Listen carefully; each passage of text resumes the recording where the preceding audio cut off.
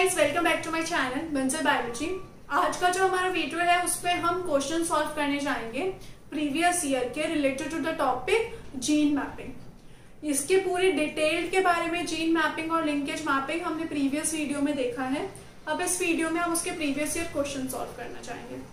ठीक है, तो क्वेश्चन क्या बोल रहा है, क्वेश्चन में हम देख लेते हैं। पहले हमें फाइंड आउट क्या करना है, दो चीजें फाइंड आउट करनी है। पहली है ऑर्डर ऑफ द जीन हमें फाइंड आउट करना, और दूसरा है जीन डिस्टेंस हमें फाइंड आउट करना है बी और वाई जीन के बीच में। क्वेश्चन में हमें दिया क्या गया है, हमें दिया गया है ये सारे फिनोटाइप दिए गए हैं। क्या क्या है कि जो बार आई है वो डोमिनेंट म्यूटेशन है, जो मिनिएचर विंग और येलो कलर आई है वो रिसेसिव म्यूटेशन है। ठीक है, अब इसमें किया गया है, इसमें एक heterozygous female for this mutation, यानी कि उसमें क्या है, ये सारे म्यूटेशन है और वो कैसी है, हेट्रोजाइगस है। उसको क्रॉस किया गया है normal eye and miniature wing and yellow eye colour male के साथ। ठीक है, ये सब अगर आप नहीं भी पढ़ोगे तो भी ठीक है। आपको फंडामेंटली आपको क्या करना, मैंने बताया था आपको सबसे पहले टेबल देखनी है। टेबल में आपको दो ऐसे देखने हैं जिनमें सबसे ज्यादा नंबर प्रेजेंट है। तो यहाँ पे कौन कौन प्रेजेंट है, 165 एंड 185। ठीक है, अगर आपने प्रीवियस वीडियो नहीं देखा तो आई वुड सजेस्ट आप प्रीवियस वीडियो देख लीजिए, तो आपको पता चल जाए कि ऐसे क्वेश्चंस को जल्दी कैसे सॉल्व करना।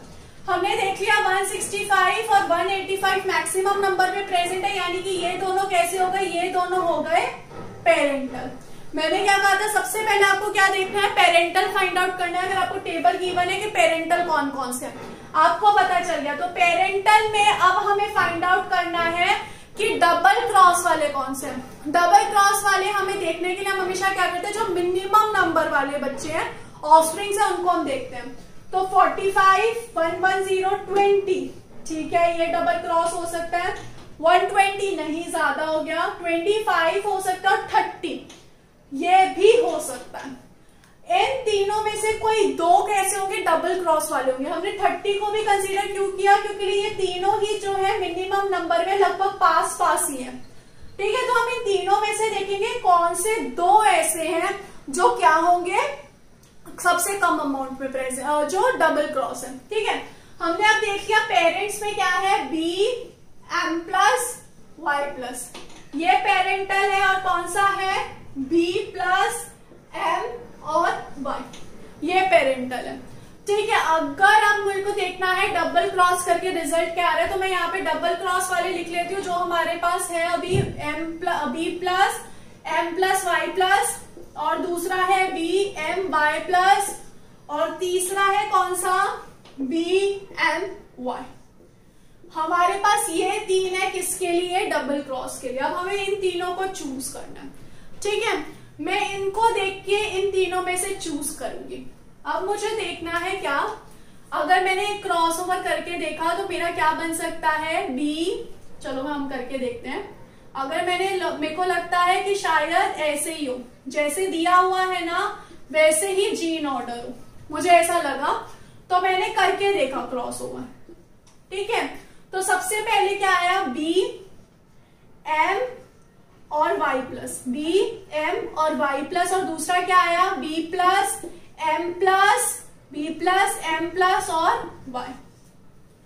क्या ऐसे रिजल्ट्स ऊपर प्रेजेंट है, ऊपर प्रेजेंट है बी एम वाई प्लस और B plus M plus Y.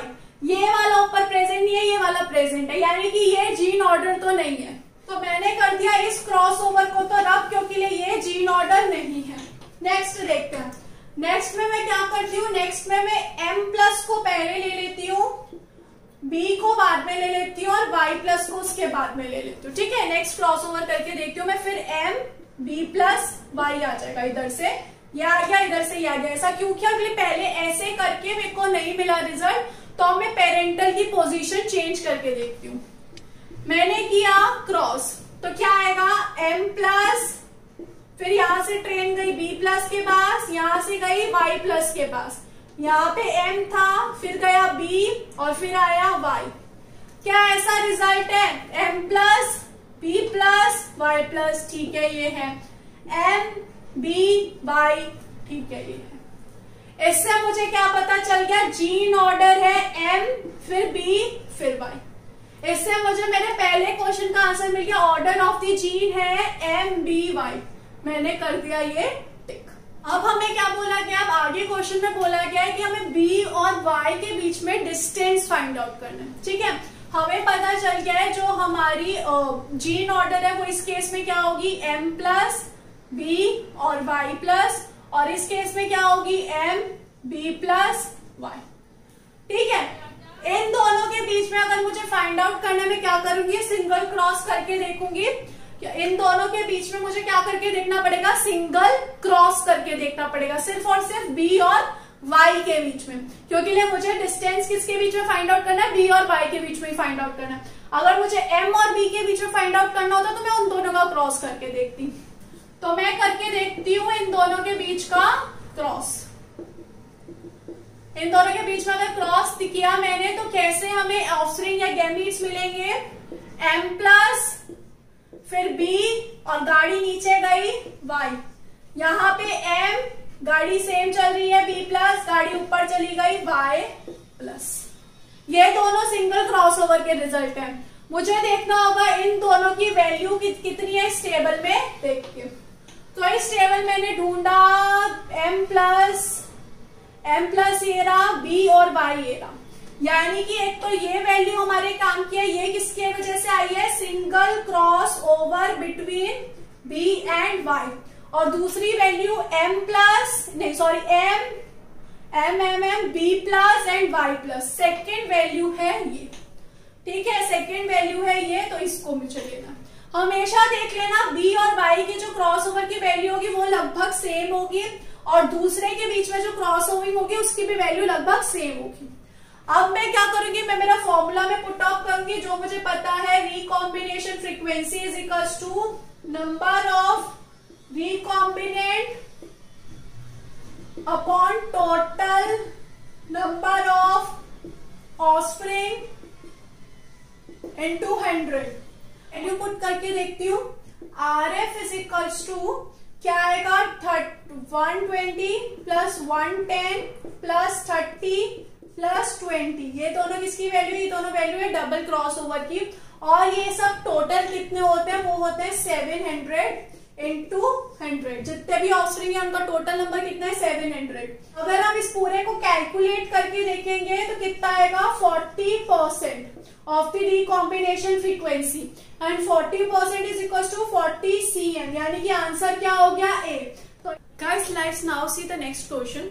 तो अगला क्वेश्चन क्या बोल रहा है, जून 2016 CSIR का ही क्वेश्चन है ये। क्वेश्चन में क्या किया मैंने कि दो पेरेंट्स हैं, उनका जब फर्टिलाइजेशन करवाया तो ऑफस्प्रिंग आया। इस ऑफस्प्रिंग का अब हम करवाने जा रहे हैं टेस्ट क्रॉस। जब हमने इस ऑफस्प्रिंग का टेस्ट क्रॉस करवाया, टेस्ट क्रॉस यानी कि रिसेसिव पेरेंट्स के साथ जब हमने इसका फर्टिलाइजेशन करवाया तो हमें ये सारे ऑफस्प्रिंग्स मिले, या ये सारे गैमीट्स मिले, हम बोल सकते हैं गैमीट्स मिले या ऑफस्प्रिंग्स मिले। तो अब हमें बताना है ये देख के कि A और B के बीच में क्या डिस्टेंस है और B और C के बीच में क्या डिस्टेंस है। ठीक है, तो जैसे पहले क्वेश्चन में क्या था, सबसे पहले हमें क्या देखना है, सबसे पहले हमें पेरेंटल वाला ढूंढना है। पेरेंटल वाला हमें कैसे मिलेगा, मैक्सिमम नंबर वाला, यानी कि ये वाला पेरेंटल है और यहाँ पे ये है 310 वाला, ये दोनों कैसे हो गए, पेरेंटल हो गए। इसके बाद हमें क्या ढूंढना होगा, डबल क्रॉसओवर वाला। तो सबसे कम यहाँ पे है ये और ये, हमें क्या मिल गया, डबल क्रॉसओवर मिल गया और पेरेंटल मिल गए। अब हमें देखना पड़ेगा जीन मैप पे वो कैसे अरेंज है, उसी के बाद ही हम डिस्टेंस फाइंड आउट कर पाएंगे। ठीक है, तो हम देखते हैं सबसे पहले अरेंजमेंट कैसा है। उनके लिए हम पहले पेरेंटल को लिख लेते हैं। पेरेंटल क्या है, A, B और C, और उसके बाद पेरेंटल क्या है, small a, small b, small c, ये दोनों पेरेंटल है। ठीक है, अब हम डबल क्रॉस ले लेते हैं। डबल क्रॉस वाले कौन कौन से, डबल क्रॉस वाले small a, capital B, small b और स्मॉल c, और ये वाला है। ठीक है, capital A, small b, capital C और स्मॉल c। ठीक है, इन दोनों को देख के हम देखेंगे कि इनका ऐसा कौन सा कॉम्बिनेशन करे कि जब हम इन दोनों का क्रॉसओवर करें तब हमें ये रिजल्ट मिल जाए। ठीक है, तो अगर मैं पहले सिंपल करूं, जैसे कि अरेंज है इसका अगर मैं क्रॉस ओवर करके देखूं, है ना, मैंने करके देखा तो ये क्या आएगा, कैपिटल ए स्मॉल बी नीचे गया फिर ऊपर आया, कैपिटल सी स्मॉल सी, उल्टा किया स्मॉल ए ऊपर गया, कैपिटल बी स्मॉल बी नीचे आया, स्मॉल सी स्मॉल सी। क्या ये दोनों डबल क्रॉसिंग ओवर से मैच कर रहा है? देखो ध्यान से, कर रहा है ना, यानी कि हमें जीन ऑर्डर पता चल गया। जीन ऑर्डर कैसा है, ए बी सी, जैसे दिया हुआ है वैसे ही है। अब हमें सबसे पहले ए और बी के बीच में दिखाना है, तो हम डिस्टेंस कैसे निकालेंगे, वही हमारा फिर से फॉर्मूला लगा देंगे हम। ठीक है, क्या फॉर्मूला है कि number of recombinant offspring upon total number, तो recombinant offspring upon total number of offspring into 100। हमें ए और बी के बीच में निकालना है, तो हमें सबसे पहले क्या देखना पड़ेगा, जब हम ए और बी का क्रॉस ओवर करेंगे, सिंगल क्रॉस ओवर, तो रिजल्ट क्या आएगा, सेम हमें जैसे पहले क्वेश्चन में क्या था हमें वैसे ही करना है। तो हम इसमें क्या करेंगे, ये मैं हटा देती हूँ और अब मैं सिंगल क्रॉस ओवर करके देखती हूँ। तो क्या आएगा सिंगल क्रॉस ओवर में, capital A small B small C, फिर गाड़ी सीधी चलेगी, स्मॉल सी, यहाँ पे small A capital B small B capital C small C. ये दोनों को देख के मुझे यहाँ पे देखना है कि कौन सा single cross of A B के सिंगल क्रॉस से कौन सा आया, तो कैपिटल ए स्मॉल बी, एक तो ये वाला है जो सिंगल क्रॉस से आया ए और बी से, और small A capital B small B, ये एक ही आया। ठीक है, तो हमें इन दोनों की वैल्यू यूज करनी है, यानी कि 100 प्लस 120 प्लस हमें डबल क्रॉस ओवर वाला लेना ही है, पहले ही बता दिया मैंने, तो 16 और 14 16 प्लस 14, टोटल करके देखना हमें इन सबका, तो 300 400 करीब कितना जा रहा है, 1000 जा रहा है। आप पूरे अच्छे से कैलकुलेट करके देख लेना, क्वेश्चन पेपर में कभी भी ऐसे तुक्का मत लगाना। ठीक है, 3000 है। उसके बाद हम इसका कैलकुलेशन करके देखते हैं, तो 100 प्लस 120 220 प्लस 16 236 प्लस 14 है 250। फिर से एक बार देख लेते हैं, 100 प्लस 100 200 220 230, ठीक है, अपॉन 1000 इंटू 100। ठीक है, कैलकुलेट करके देखेंगे तो क्या आएगा, कैलकुलेशन करो फटाफट, हमें आ गया यहाँ पे 25। क्या आ गया, 25 आ गया, तो हमें मिल गया ए और बी के बीच में डिस्टेंस। अब हमें किसके बीच में डिस्टेंस निकालना है, बी और सी के बीच में। अब हमारे सारे मार्क्ड है, तो हम यहाँ इसको देख के बता सकते हैं कि सिंगल क्रॉस ये दोनों किसके हैं, बी और सी के बीच में। दोनों की वैल्यू पुट करेंगे, 65 प्लस 75, 16 और 14 सेम रहेगा, तो 16 प्लस 14 अपॉन 1000 इंटू 100। इसको कैलकुलेट कर लेंगे तो इससे हमें आ जाएगा 17। ठीक है, आप पूरा कैलकुलेट करके देखेंगे तो क्या आ जाएगा, 17 आ जाएगा। तो इस हिसाब से ऑप्शन नंबर कौन सा सही है, ए सही है। अब जैसे जैसे ऐसे ज्यादा क्वेश्चन करते रहोगे ना, वैसे वैसे आपकी स्पीड इंक्रीज होती जाएगी। ठीक है, हमने पहला क्वेश्चन किया था, पहला क्वेश्चन जैसा सिमिलर दूसरा क्वेश्चन किया, उससे थोड़ी सी स्पीड बढ़ गई। अब तीसरा चौथा पांचवा और क्वेश्चन की स्पीड बढ़ जाएगी। तो ऐसे क्वेश्चन जो है वो मोस्ट इंपॉर्टेंट होते हैं। ठीक है, आपको इनको देखना जल्दी टाइम में कैसे करना है। एज आपको सी सेक्शन में 1 मिनट में 4-5 मिनट में एक क्वेश्चन करना है सॉल्व, तो आपको देखना पड़ेगा आप कैसे इस क्वेश्चन को जल्दी से जल्दी सॉल्व कर सकते हो। नेक्स्ट क्वेश्चन देखते हैं। नेक्स्ट क्वेश्चन जो है वो दिसंबर 2013 CSIR का है। क्वेश्चन में क्या दिया गया है, क्वेश्चन में ड्रोसोफिला का एक जीन दिया हुआ है, इसका जीन ऑर्डर आपको दिया हुआ है, ए बी सी के बीच में डिस्टेंस भी आपको बताया गया। क्या बोला गया है, इसमें क्रॉस करवाया गया है इन दोनों के बीच में। इन दोनों क्रॉस से जो F1 प्रोजेनी आएगी, उस F1 प्रोजेनी का टेस्ट क्रॉस करवाया गया है और उससे यहाँ पे पूछा गया है कि ये रिजल्ट्स आएंगे। ठीक है, 3 रिजल्ट आपको दिए हुए हैं। टोटल कितने रिजल्ट आते हैं, वैसे 8, जिसमें से 2 होते हैं पेरेंटल टाइप, 4 होते हैं सिंगल क्रॉस ओवर से और 2 होते हैं डबल क्रॉस से। ठीक है, 8 रिजल्ट होते हैं ना।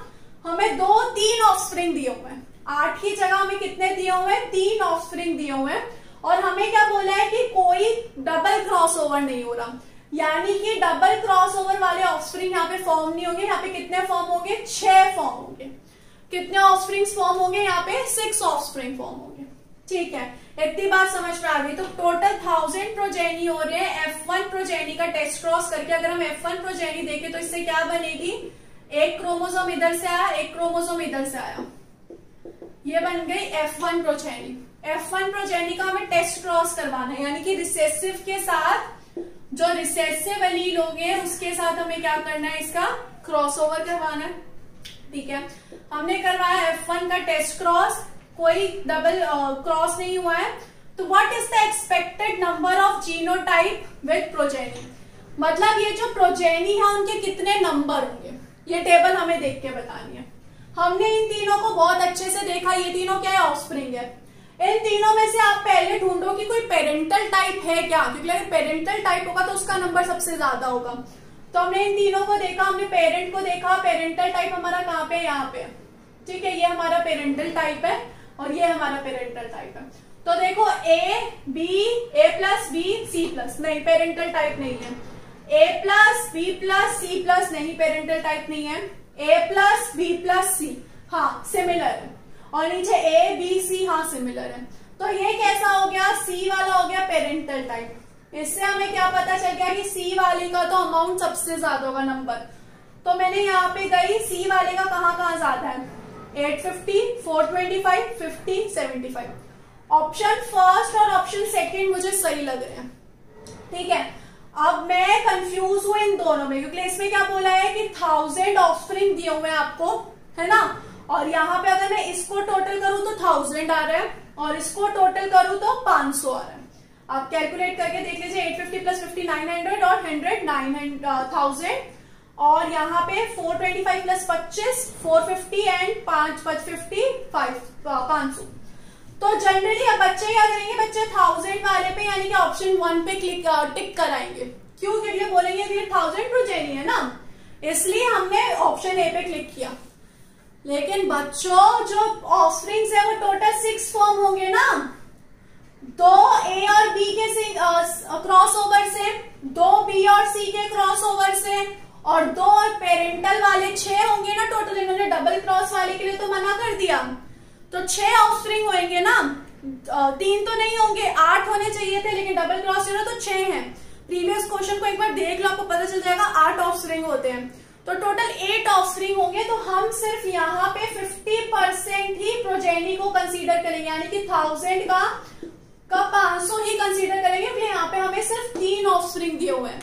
उस हिसाब से ऑप्शन नंबर 2 सही होगा, सेट 2 सही होगा। ये सबसे इजी वे इन क्वेश्चंस को करने का, पूरा अभी A B का क्रॉस करके ये सब करके देखने का कोई फायदा नहीं है। आप सीधा ढूंढो पेरेंटल को, नंबर देखो सबसे ज्यादा कितना है, ऑफस्प्रिंग कितने दिए हुए हैं, उस हिसाब से टिक लगा दो। Simplest way to solve these kind of question, ज्यादा दिमाग ही नहीं लगाना है। जेनेटिक्स में कुछ क्वेश्चन आते हैं जिसमें बहुत ज्यादा दिमाग लगाना होता है, कुछ आते हैं बिल्कुल ही ईजी आते हैं। तो इजी क्वेश्चंस को डिफिकल्ट बनाने की कोशिश मत करो। क्वेश्चन आराम से देखा आपने, आंसर ऐसे ही आ रहा है सिर्फ ये देख के कि ये पेरेंटल है। ठीक है, चलो बच्चों फिर एक और क्वेश्चन देख लेते हैं। क्या है, 2012 दिसंबर CSIR का क्वेश्चन है ये। इसमें ड्रोसोफिला के बारे में फिर से दिया हुआ है। CSIR को ड्रोसोफिला बहुत ही पसंद है दोस्तों। आप क्वेश्चन पेपर में ना बहुत क्वेश्चन ऐसे देखोगे जो ड्रोसोफिला से रिलेटेड हो गए। तो टेफ बायो में तो इनफैक्ट ड्रोसोफिला है ही है, बाकी सारे यूनिट्स में भी ड्रोसोफिला है CSIR के पेपर में। तो ड्रोसोफिला में इन्होंने क्रॉस किया है वाइल्ड टाइप मेल का with brown eyed curled winged female, यानी कि वाइल्ड टाइप मेल कैसा होगा, normal eyed and normal winged male का brown eyed curled winged female के साथ क्रॉस किया है। उसके बाद जो F1 जनरेशन में फीमेल आई उसका इन्होंने कर दिया टेस्ट क्रॉस। ठीक है, अब F2 में प्रोजेनी इन्होंने दी हुई है। ये सारी क्या दी हुई है, इन्होंने प्रोजेनी दी हुई है। क्या पूछा गया है, जेनेटिक डिस्टेंस पूछा गया कि जो डिस्टेंस होगा वो कितना होगा। वेरी सिंपल, बहुत ही सिंपल है। वंस अगेन आपको क्या चूज करने हैं, 2 पेरेंटल, मतलब ये सबसे इजी क्वेश्चन है जो अभी तक आपने किया है। पेरेंटल चूज कर लेने हैं आपने। वाइल्ड टाइप तो यहाँ पे बोला ही गया है, brown eyed curled wing, brown eyed curled wing ये हो गया, दोनों पेरेंटल है। कुछ नहीं करना है, बस फॉर्मूला लगाना है आपको रिकॉम्बिनेशन फ्रीक्वेंसी का। रिकॉम्बिनेशन फ्रीक्वेंसी का फॉर्मूला लगाना है equals to number of recombinants 30 plus 20 upon total दिया हुआ है 400 इंटू 100। बहुत ही सिंपल क्वेश्चन ये आ जाएगा 50/4 इज इक्वल्स टू 12.5। कितना सिंपल क्वेश्चन था, मतलब 2012 में देख रहे हो ना कितने इजी क्वेश्चन आए थे। जैसे जैसे जैसे हम 2017, 18, 19 में पहुंचे वैसे वैसे वैसे उतने डिफिकल्ट क्वेश्चन आने लग गए। अब तुम लोग सोचना मत काश मैम हम लोग 2012 में दे देते CSIR का पेपर, क्योंकि वो पॉसिबल नहीं है, आपको इसी साल देना पड़ेगा। तो आप देख सकते हो कि इतने इजी क्वेश्चन आते थे पहले। लेकिन अगर आपको कॉन्सेप्ट क्लियर करने हैं तो हमेशा ट्राई क्या करो कि पुराने क्वेश्चन से रीसेंट क्वेश्चंस पे जाया करो। मतलब पहले 2011, 12, 13, 14, 15 की फिक्स सॉल्व क्या करो, फिर 17, 18 के सॉल्व क्या करो। उससे क्या होता है कि अभी डिफिकल्ट आते हैं, पहले इजियर्स आते थे तो आपको जल्दी जल्दी क्वेश्चन होंगे ना, आपको कॉन्सेप्ट ज्यादा क्लियर होगा। तो इस क्वेश्चन में आप देख सकते हो कुछ भी नहीं करना था, बस फॉर्मूला लगाना था। और आप यहाँ से ये भी देख सकते हो अभी तक हमने जितने भी क्वेश्चन किया लिंकेज के, सब में कौन सा फॉर्मूला लगा, एक ही फॉर्मूला लगा और आपके क्वेश्चन चुटकियों में सॉल्व हो जाएंगे। ठीक है, तो जो मैंने बताया वो ध्यान रखना कि आपको टेबल में क्या क्या देखना है और कैसे कैसे आपको क्वेश्चन करना है, स्टेप्स ध्यान रखना, आपके इजिली क्वेश्चन हो जाएंगे। प्रैक्टिस जरूर करना और क्वेश्चन की, ताकि और क्लियरिटी आ जाए। ठीक है guys, so this was all about my today's video. Thank you so much guys for watching my video. Don't forget to subscribe my channel and share this video with all your friends. Thank you so much guys.